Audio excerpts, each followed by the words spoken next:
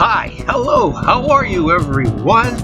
This is Flashback with Wes Britton, and I'm Wes Britton, and you're about to hear an hour of celebrity interviews with folks from films, from TV, from music, from comedy, from old-time radio.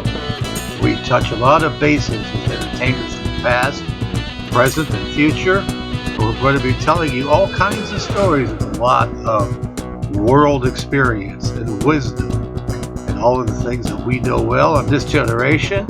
So stay tuned for Flashback with Wes Britton.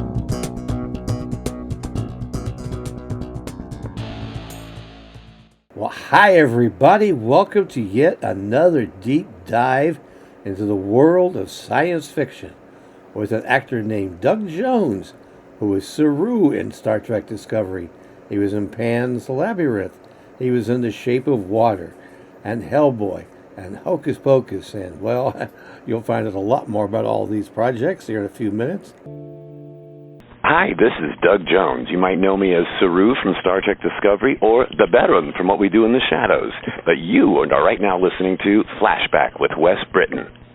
Well, hi. Hello, everybody. It's time to go Star Trek it again here on Flashback with Wes Britton. What I've got today for you is Doug Jones. He's sitting over there. And I had the chance to meet him a couple of months ago, I guess it was, at the Horror Main Con, along with my wife, who we come down to his table, and right off the bat, Grace calls out, "I love Saru!" To which he replies, "Saru loves you back!" And now you know my wife, ready to throw herself at the first Kelpian she meets. But we're going to be talking about a lot more than Kelpians here today, because Doug has got, whoa, does he have a resume. Gracious, I had a whole list in my head, and I can't think of it right off the top of my head, but we'll hit on lots of things as we go along as Doug joins us here. Hi, Doug. Welcome to Flashback. Oh, thanks for having me, Wes. It's a pleasure. And thanks for that happy memory meeting you in Harrisburg, Pennsylvania. Oh, yeah, folks. By the way, you can see photographic evidence of that happy meeting if you go to my Flashback with Wes Britton Facebook page. Join on there. You just click on it. There's no quizzes, no questionnaires, none of that. There's all kinds of photos, but there's me, Doug, and Grace doing the Vulcan salute, as a matter of fact. There you go. Well, this month we're going to be getting the last season of Discovery on DVD. And it's sad to say it was the last season. And the penultimate episode ends with Saru getting buried. Now, I was thinking, your character, Saru, from the beginning of the show till the end, really evolved. How did he get created? What did you do to shape him? Oh, right. Well, that was quite a responsibility when offered this new comeback show for Star Trek. There hadn't been anything on the air since Enterprise. Yeah. And so just hearing that they were making a new Star Trek series of any sort was exciting, and that they were offering me a role of a brand new species, a Kelpian, that had never been seen in the franchise ever before. So I was half relieved and half stressed. The relieved half was I don't have to live up to anyone else's performance as a Kelpian before me. Great. But the stressful part was, I have to help create this new alien that is, and hopefully he'll become a part of canon. He'll be beloved. There will be other Kelpians after me. I hope. I got to set the stage for all that. Sure. So. Now, having played so many rubber-clad characters and creatures and monsters in my career, my challenge is to make him different than the last one I played. So the writers were a big help with that, with writing him with such poetry in his words and such poise in his stature. And then the costuming and the makeup also helps inform so much of who he is but the evolution you're talking about, yes, he's a hoofed animal, so he's very adept on land. He's also got kind of a watery sort of like prowess as well. He's very good in the water. He's very good on land. So, but with these hoof boots, that is changed my posture as a human. I kind of had to, because it was a high heel boot with no heel. So I kind of had to throw my weight over the ball of my feet, so that pushed my pelvis a little bit forward and changed my posture into this kind of like a supermodel walk. And that left me room to swing my arms and sway them back side to side instead of up and back as you would normally walk like a human. They were kind of going side to side behind me. So that was a very distinctive walk that was created within the first 60 seconds of wearing those boots. And nobody told me not to do it, so it kind of stuck. And then, but the evolution, yes. He was born into a world of fear. Yes. The Kelpians lived in fear. They had threat ganglia that popped out of our necks that, like, whenever there was a imminent danger somewhere close by, we could sense it. And these little things would pop out of our necks or out the back of our heads. It's always constantly looking over the shoulder for the next threat, the next, danger. And well, you guys are kind of food for another species, right? We were kind of food for the predator species on our planet, the Baul. And with that kind of control over us, when we reached a certain point of life, they would cull us, and we expected it. So we kind of obediently went along with this, and they kind of posed it as though they were mercy killing us, because if we went through Vihari, which is when our threat ganglia mature and start getting swollen and painful, and we get really sick for a minute, they told us that would be our death. We would go crazy and we would start screaming, and so they culled us before that would happen, and we just acted like we are a grateful society, like, oh, they must know what they're talking about. Well, I'm the first Kelpian to escape from the planet Kaminar. I made contact with Starfleet by rigging together some electronics, and they swooped down with a shuttle and take me away, never to return to my planet. And that's put me through Starfleet Academy, and I was the first Kelpian to do so, and the first Kelpian to have a high-ranking office on a starship. So this is all like a first. I'm by myself, living alone, away from other Kelpians. And now it happens in season 2 that I start going through Vihari. Well, during that time, I thought, well, this is where I die. That's what I was taught. So I wanted Captain Burnham on our show, played by Sonequa Martin Green, to take my Kelpian knife and do a mercy killing for me, like the Baul would do. And before she got to it, my threat ganglia fell out naturally on their own, just fell out of my neck. And all of a sudden, I felt better. I was no fear. I wasn't sickly anymore. I never felt so strong, so confident, so courageous. And it's like, oh my gosh, the Baul were lying to us all these generations now. And what happens when Saru gets mad now or gets threatened, what pops out instead of those threat ganglia are quills that are poisonous and will kill people. So it turns out that, we might have been the predator species, and the Baul just kind of outfoxed us at some point and let us believe that we were just lowly little fearful things that should die. So that is evolution enough physically. And then so he's now living without fear. He's now standing with a taller posture and more confidence. It was a great lesson for me as a person who lives in fear. The world around Saru didn't change, but his reaction to it did. That's a big lesson for all of us, I think. Yes. And in the meantime, he also has changed rank several times throughout the entire series. He went from lieutenant, commander, science officer in the very beginning of the show. A couple episodes later, he's now Commander Saru as first officer. Then he's Commander Saru, acting captain for a couple episodes, and then he's back to Commander Saru, first officer. Then back to Commander Saru, acting captain again, and then fully on Captain Saru. He was the captain, recognized by the Federation by season 3.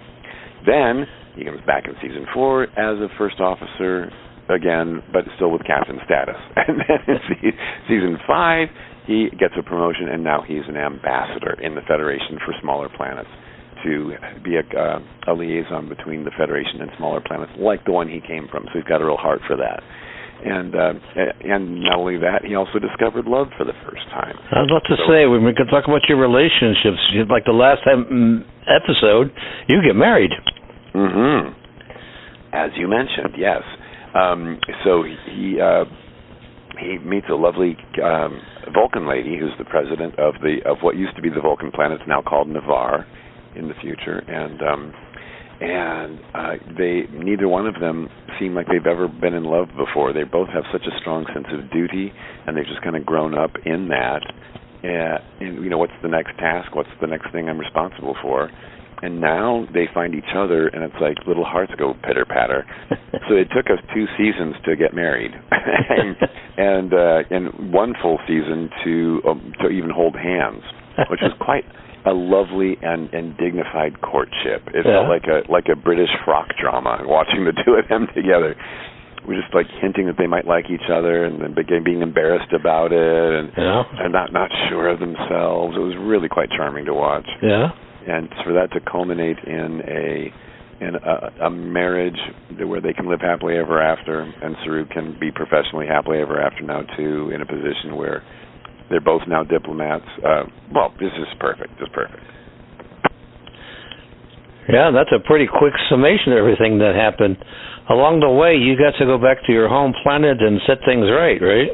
Well, because of what I learned about Fahari, and that being not the end of our lives, but more of an adolescence, where we kind of go. It's kind of like Saru's puberty, really, where he comes out on the other side, a full adult now with a very long life ahead of him, more longer than anybody ever knew. He needed to get that information back to his home planet. He sure did, and he felt very, very responsible for that. And he did indeed liberate his planet. He liberated his Kelpians, and found a way to help bridge the gap and create peace on the planet between the two species. So by season by season 3. 3, I was thinking, yeah. I was going to say at the end of season 3, but at the beginning of season 4, he's now he's on the High Council of the home planet, and hosting a big meeting for both species when they're coming together to make decisions about the future. It was lovely to see. He's now an elder statesman on the planet, and because he's been through a lot that the other Kelpians in Baul didn't realize.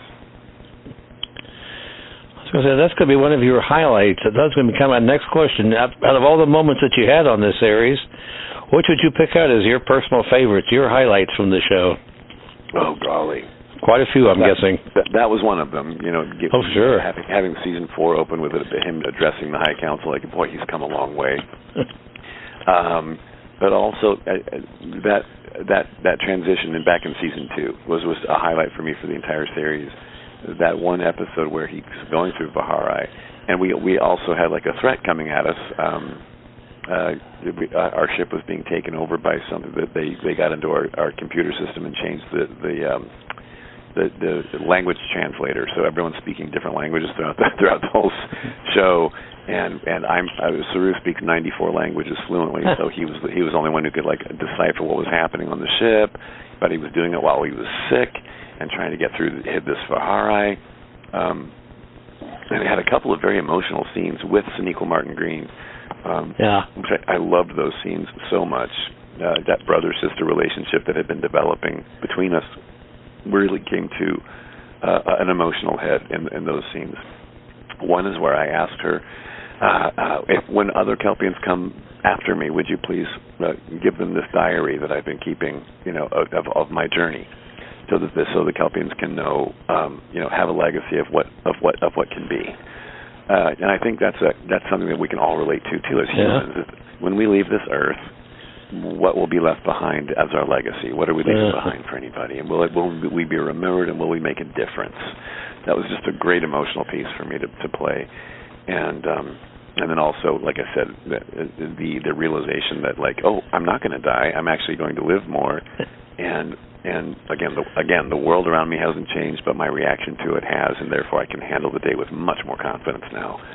Wouldn't that be great if I could do that as a human?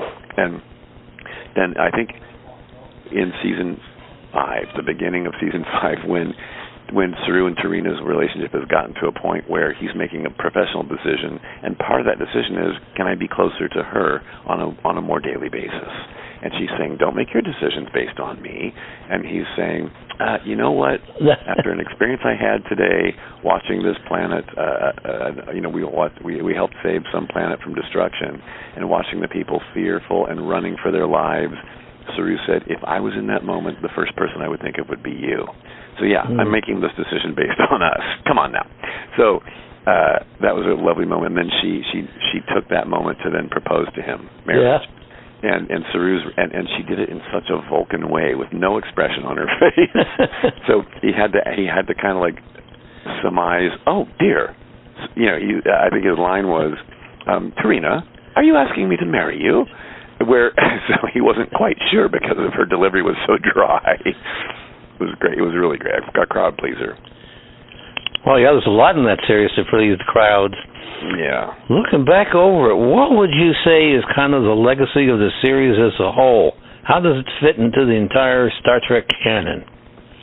Oh, golly. Because it went places nobody ever went before.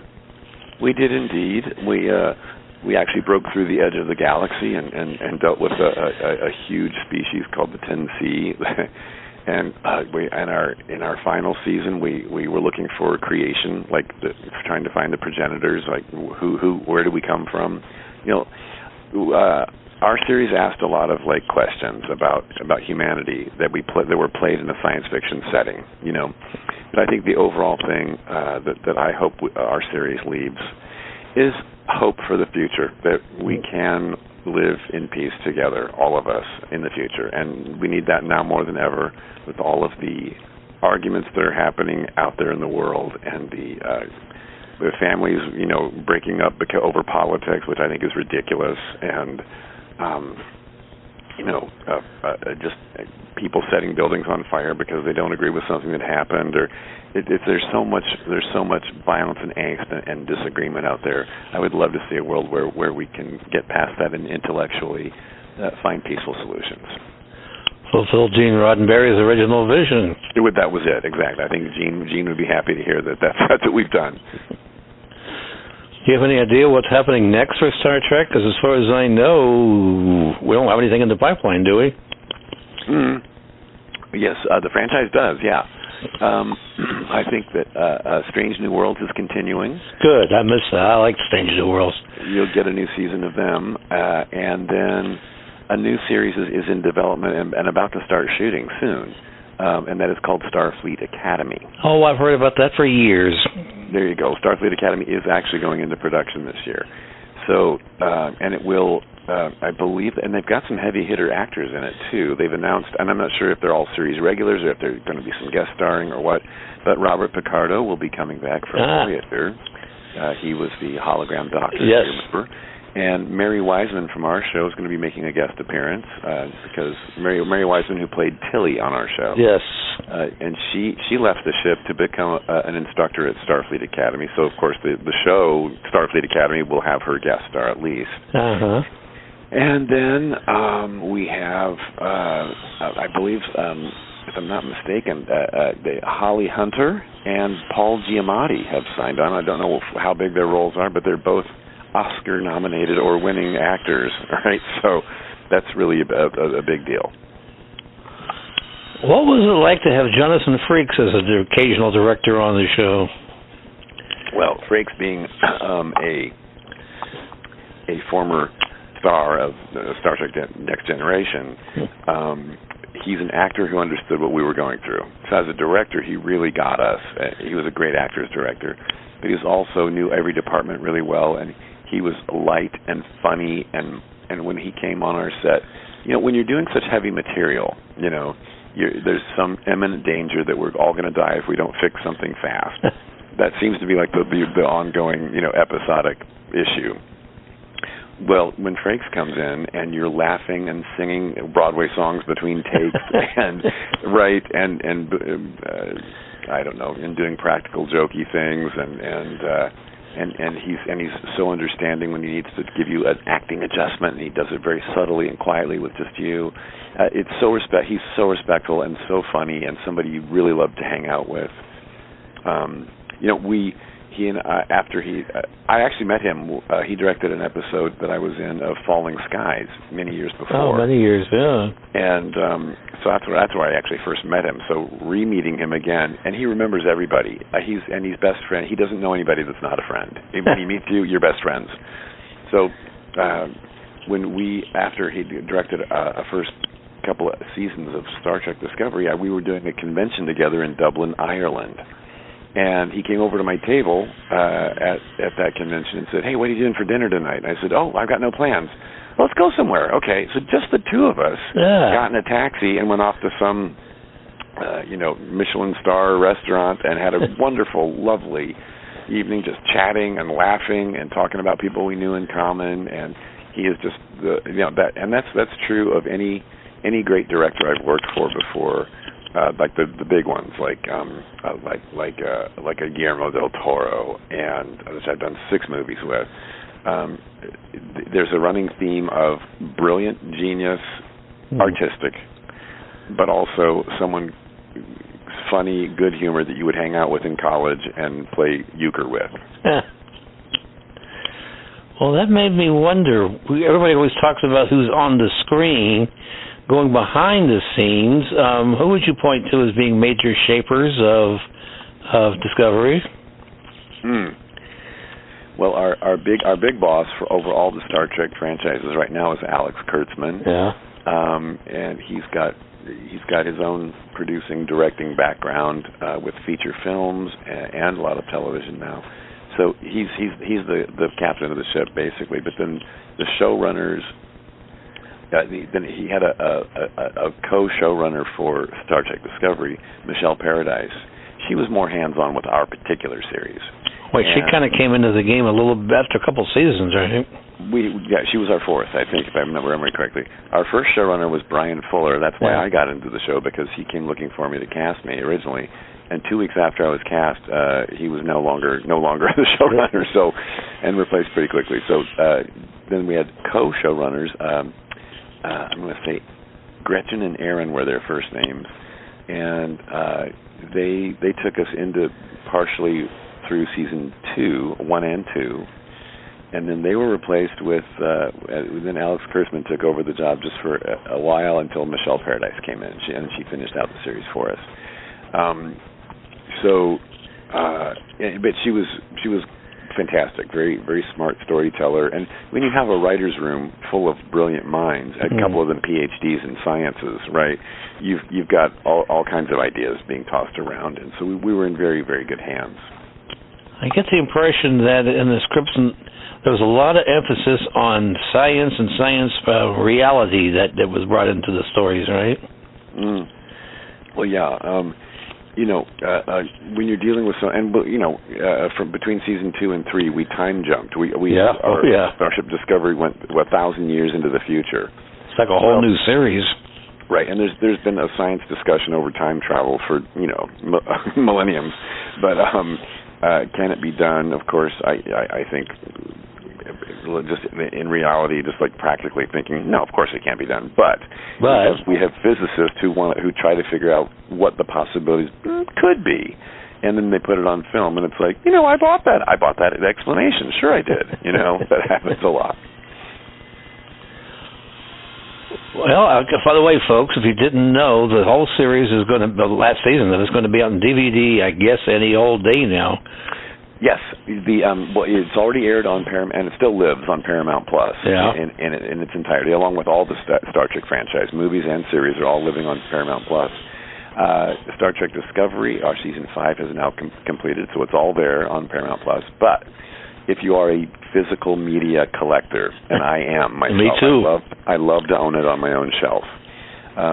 Star Trek Discovery Season 5 will be coming out on DVD, and that means that all 5 seasons will be available on DVD and Blu-ray as of August 27th. That's when we come out. So what's on there? And the bonus of that is that you have bonus features on the DVD collection that you won't find anywhere else. Like a couple hours worth of behind the scenes with set tours and interviews with those writers, directors, and the entire cast, myself included. So you get a lot of bonus material that you wouldn't get anywhere else. You just reminded me, the whole series was kind of founded with the idea of streaming. Not so much network television, but I guess all access. Did that make? Yeah, we started on CBS All Access, and that was it. Then became Paramount Plus, right? Right. Yeah. Became a part of. So, and the streaming platform means that each episode is a different length in time. You used to have to fit into a 60-minute with commercials format on television. Well, on streaming, you can go as long as you want or short as you want. It's every episode is not governed by a network programming. So our episodes were anywhere from 55 minutes to an hour and 10 minutes. It all depended on what story was being told that week. So that was kind of a luxury to be able to not be bound by time. All right. Well, while I've got you here, you've got a ton of projects that I hope that we can say a few things about at least, like The Shape of Water. What can you share with the folks about that wonderful production? Well, The Shape of Water was another movie that I did, directed by Guillermo del Toro. That was my 6th movie in a long 20-year relationship with that director. And he explained that movie to me. We were working on Crimson Peak in 2014, and during the filming of that movie, I played 2 of his ghost ladies in Crimson Peak, if you remember that haunted mansion story.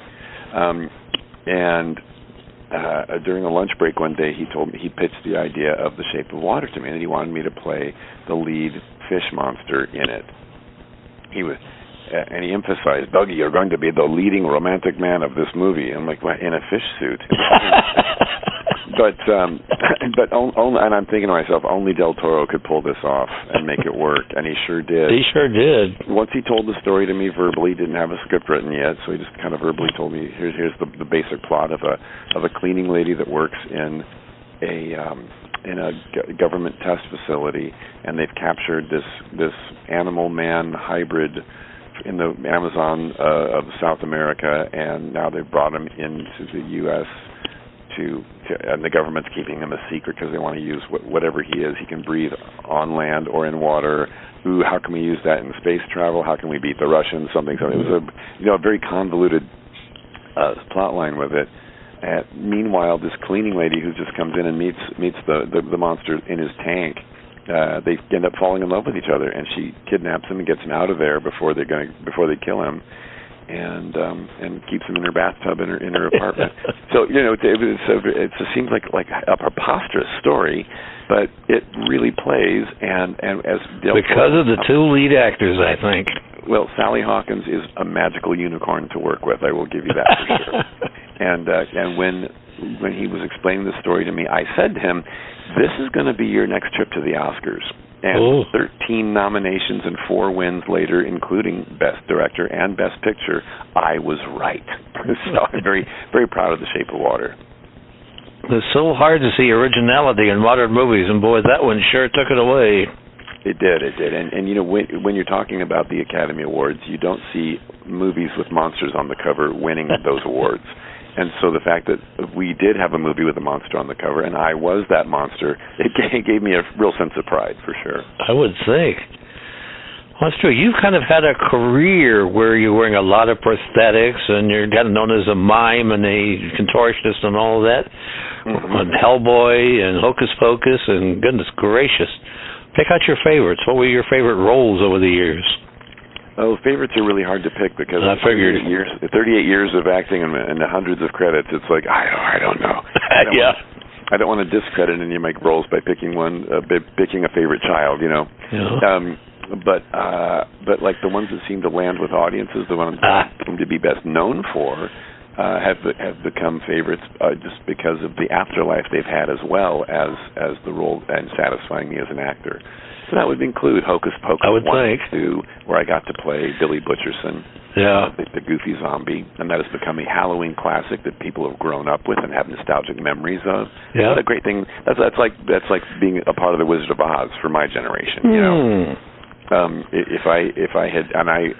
when I was a kid, I watched The Scarecrow, thinking, I want to be him when I grow up. And now, so Billy Butcherson from Hocus Pocus is kind of Scarecrow-ish. Yeah. So I've sort of become that for younger people today, and that really means the world to me to be part of their lives. I also love the Hellboy movies. I was waiting for Hellboy. We needed to talk about those for a bit. Sure, getting to play Abe Sapien, Hellboy's Fishman sidekick, which is I've played Fishman twice in my career. And so Hellboy 1 and 2, getting to see lots of storyline happen for Abe Sapien was what a treat. And also directed by Guillermo del Toro. Lovely, great time. And meanwhile, I think also getting to play a Marvel character before the Marvel Studios really broke out in the Fantastic Four sequel. Oh, the Silver Surfer. I played the Silver Surfer in Rise of the Silver Surfer. What a great treat that was to take on a heroic muscle suit. Right, because I'm a skinny guy. You met me. And then they put a different voice on top of you. I never really understood that, but I gather you said it was because they wanted a name. Right. Lawrence Fishburne voiced over me, but I did the whole role in its entirety before that happened, and I had a very low superhero voice that I talked down here like this. And in post-production, I went over that voice with a whisper. And so running the whisper and the low voice together made a very ethereal, otherworldly sound that was really, really cool, and I wish you could have heard that. But, studios make their decisions based on whatever their marketing skills are that I don't have, and I'll let them do what they got to do. But I also, another movie that was a favorite would be Pan's Labyrinth. I was waiting for that name to come up. Again, another trip to the Oscars with 6 nominations and 3 wins, including Best Makeup for my makeup artist. I played the Faun and the Pale Man, that guy with the eyeballs in his hands in that movie. And the Faun had reams of dialogue in Spanish, and I didn't know that language, so that was one of the toughest things I've ever done in my life. And I'm very proud of Pan's Labyrinth and all of the worldwide acclaim that it got. Well, you did. And with audiences, it lives on too. All these movies seem to have a long shelf life, and that's great fun for me personally. And also, more currently, too, I'm a recurring character on What We Do in the Shadows as the Baron. And Baron Afanas is such a goofy vampire. This show it makes fun of all vampire tropes. So any vampire folklore is addressed and mocked. It's kind of like The Office, but with vampires. So it's like a mockumentary style show where we have follow around cameras and interview segments, but it's vampires living in a house in Staten Island, New York. So and they're supposed to. I sent them over to the U.S. to conquer the New World, North America. And they never made it out of Staten Island, these goofy vampires. So I come and check up on them in the beginning of the series, and they've done nothing. So I kind of stay to oversee their work, and I'm no smarter than they are. So it's a very funny show, and I recur on the show, like I said. So you'll see me at least 1, if not 3 times per season on the show. So season 6 is about to start airing October 21st. That'll be airing on the FX channel, followed by Hulu right after. So, and the entire series does live on Hulu at the moment. So, if you want to catch up on What We Do in the Shadows before season 6 airs, Hulu is where that lives. What We Do in the Shadows coming in season 6, and of course you can still get the new DVDs coming out at the end of the month for the last season of Star Trek Discovery. Correct. One thing I never did ask is that you are known for wearing prosthetics and being a contortionist. How did you find that kind of unique career path? Right, that's not something you would think anyone seeks, and I didn't either. I never thought to myself, "Gosh, I really want to play monsters." And people do. I get contacted now all the time by young actors. They're like, "I want to do what you do. Can you have any advice?" But I was not that kid. When I was a younger person with my Hollywood dreams, I wanted to be a goofy sidekick or a goofy next-door neighbor on a sitcom. I watched sitcoms voraciously as a kid, and variety shows with comedy sketches like the Sonny and Cher show and Carol Burnett. Oh my gosh, Donnie and Marie. Any of those musical variety shows that had comedy sketches. That's what I wanted to do: sing, dance, and be funny. Well, my career took a left turn that I wasn't expecting. Boy, did it. Right. And so when I got to Hollywoodland in 1985, and I worked at a bank for 8 months, they fired me, and they should have. I was awful. And then after that, I took a TV commercial acting class, and I was discovered by a TV commercial agent, who then took me on and started sending me out on commercial auditions. Well, with mime and contortionist on your resume, that opens a lot of doors to like, oh, well, let's, for monster roles and goofy mime, clowny, physical tomfoolery, pratfalls, anything that involves physicality. I was auditioning for those roles, and roles like that often come with a look that is glued onto you. So I started meeting creature effects makeup people when I started booking these commercials as a dancing mummy for Southwest Airlines, or an alien for Worlds of Wonder Toy Company, or the Mac Tonight campaign for McDonald's, which was a big crescent moon with sunglasses on that sat on my head, and while I lip synced to a remake of the Mac the Knife song. It's Mac Tonight, and that was a 27 commercial campaign that lasted for 3 years. So that was kind of how I bought my first house, was with McDonald's money. Thank you. So so that all kind of marked me early in my career as tall, skinny, goofy guy who wears a lot of stuff, doesn't complain while doing so, and moves well in it. So that was all kind of a reputation that was being built for me. And being tall, skinny, and moving well, also they could build creatures on me and not get too bulky, and that was a big selling point. With a long, skinny neck that was perfect for aliens and things.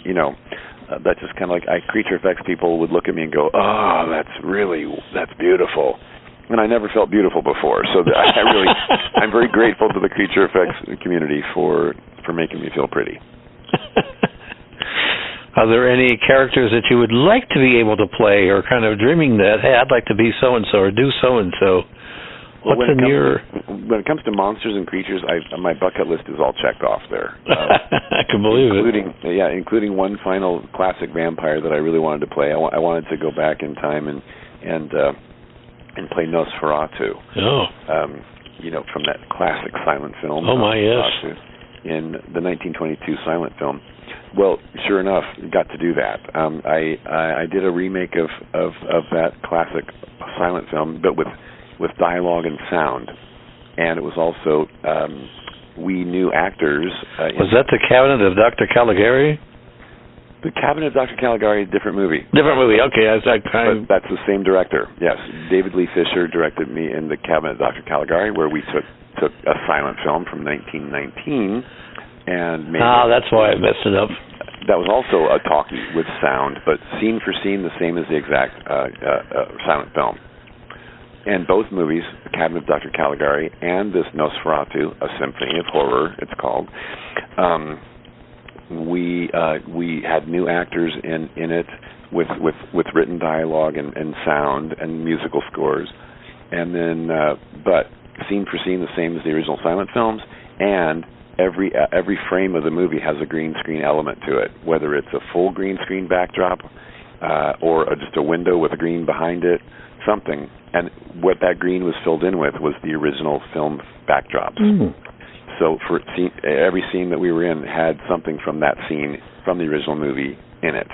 So I got to play in the same environment that Max Schreck did when he played Nosferatu. So anyway, what's confusing now is that there's another Nosferatu movie that just got made by director Robert Eggers and starring Bill Skarsgård. So that's coming out in theaters with a big budget and lots of marketing December 25th, which I'm going to go see. I'm excited to see it. But then that'll become the fourth one, because there was another Nosferatu that came out in the 80s, wasn't there? There was, yeah. And but now we are... But ours then is, because we started making ours ahead of time, before them, but it's coming out after them because we don't have the same budget. We were on an indie budget and trying to get distribution now that it's done. We've had a couple of audience test screenings, and so we've been doing a couple of test screenings at various conventions I've been at. We did not do one in Harrisburg when I met you, or I would have invited you. But we're doing another screening. I'd have loved it, that kind of stuff. Oh, yeah. We did one in Detroit last year in November and one in Dallas, Texas. And next we're going to be doing a screening in Sioux Falls, South Dakota, when I'm there for SuperCon. And that's going to be in September.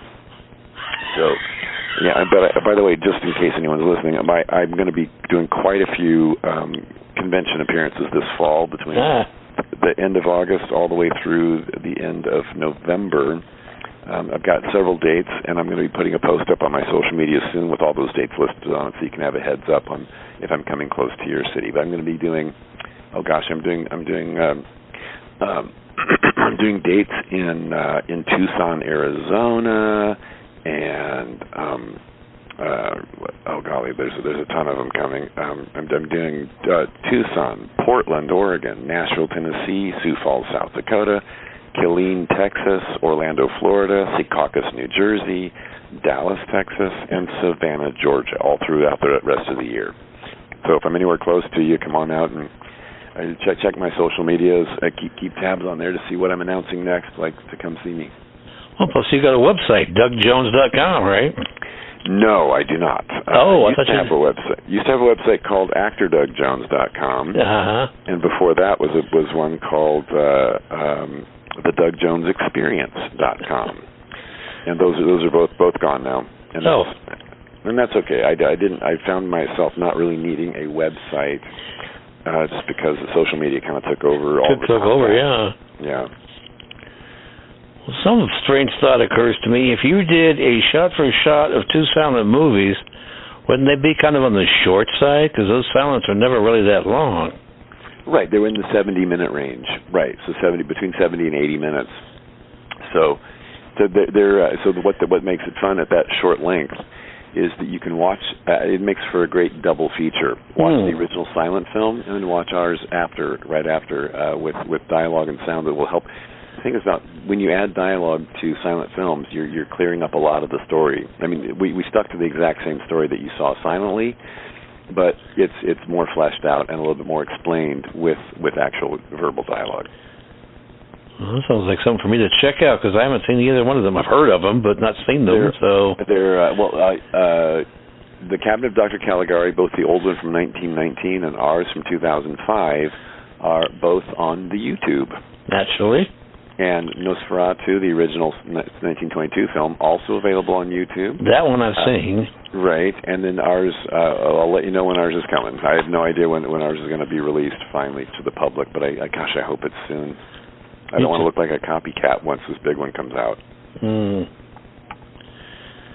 Well, keep us posted because I'll be certainly happy to spread the word. Very kind of you. Thank you. Well, are there any kind of closing thoughts you'd like to share with the folks before we ride off into the sunset? Oh golly, I always feel pressure, like I'm supposed to have two sentences that are going to change your life. But I just do. I think the words "thank you" come to mind first whenever asked about this kind of thing. If anyone has been following my career all these years and would call themselves a fan of mine, I owe you like so much. I wouldn't have a career without you.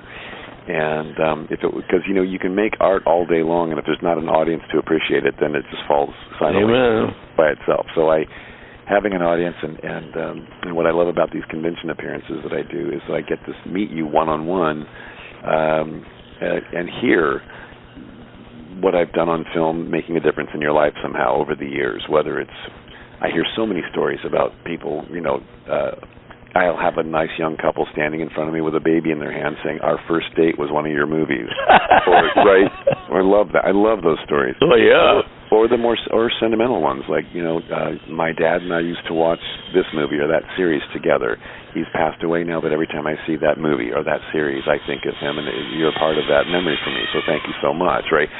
But I love hearing these stories. Or I was going through a hard time financially, or I was going through a hard time. I was in the hospital recuperating when I was watching this or that you were in. those stories really touch me because it makes me think, okay, well, then maybe I'm not just flapping my hands on a film for myself. Maybe I'm actually doing something that makes a difference out there, hopefully. So thank you so much for being an audience for that, all of you. Well, thank you for putting the art out there for us. And I call it art because I think it is. And all right. Well, Doug, thanks for coming by Flashback with Wes Britton, and maybe we'll come back and do something down the road. And in the meantime, folks, keep an eye out for the DVD of the last season of Discovery, and It Happened in the Shadows coming, in October, I gather you said? October 21st, What We Do in the Shadows. What We Do in the Shadows, that's the one, yep. And that's their final season as well, right. Well, I'm sure you'll find work after that. I just can't believe that we'll be seeing the last of you this year. Well, I've already been filming lots of other. I have like 7 movies that I've been a part of in some way that have not come out yet. So there's a lot more coming. Yes. And you probably can't even talk about him yet, anyway. Well, yeah, they're titles you wouldn't know of, and yeah, silly things, funny things, scary things. I've been doing all of it. Good, especially the funny things. Sounds like that's where it all began. Exactly. That's my dream. All right. Well, once again, I guess I got to say thanks to Doug Jones for coming on Flashback with Wes Britton and spending a really enjoyable hour here. Hope you guys got some something out of it. And we'll catch you around the bend. Thanks, Doug. Thank you so much, Wes, for having me. Well, I hope you all enjoyed that dive into the career of Doug Jones. I certainly found him a fascinating guy. Well, we hope you enjoyed tonight's exciting episode of, well, to quote the Firesign Theater's Phil Proctor, Flashback. Back. But stay tuned. That's just hour 1 of Wes Britton's celebrity interviews. Hour 2 with Remember Again. Nah, that doesn't work. Anyway, Remember Again is coming up in just a few minutes.